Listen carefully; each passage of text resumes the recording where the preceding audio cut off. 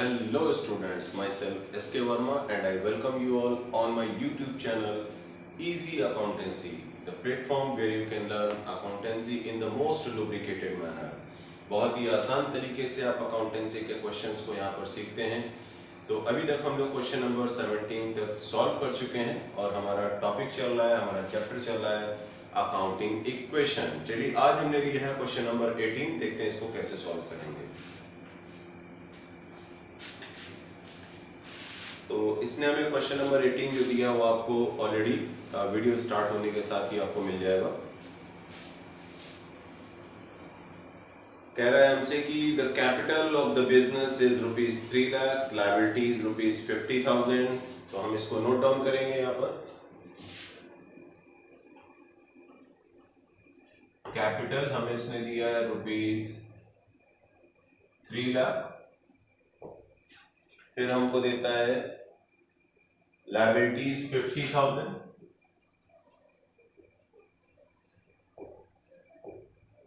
liabilities ₹50,000. Then after loss is given ₹70,000. ₹70,000 और हमें इसमें निकालने के लिए कहता है total assets of the business. Total assets, this we have to find out. ठीक है, तो हमको मालूम है कि हमारा बेसिक इक्वेशन क्या है। तो basic equation is assets is equal to liability plus capital.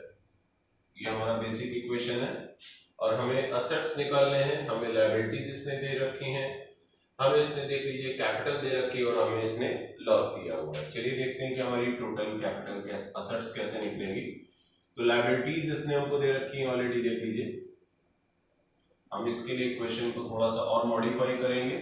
ये हमारा हो जाएगा कैपिटल माइनस लॉस।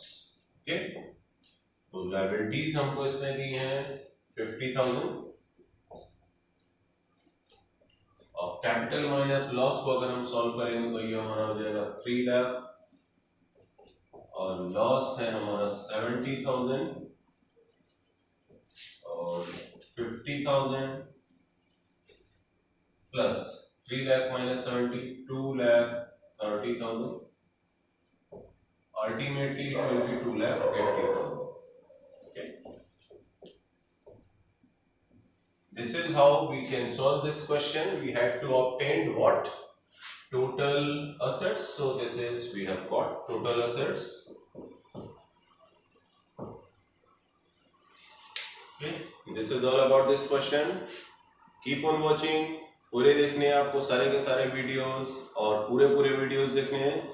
वीडियोस को बीच में आपने छोड़ के नहीं देखना है, ठीक है। वीडियोस पूरे देखेंगे, आपको सभी क्वेश्चन बहुत अच्छी तरीके से यहाँ समझाए जा रहे हैं और आपको बहुत अच्छे से समझ में आएंगे। Thanks for watching.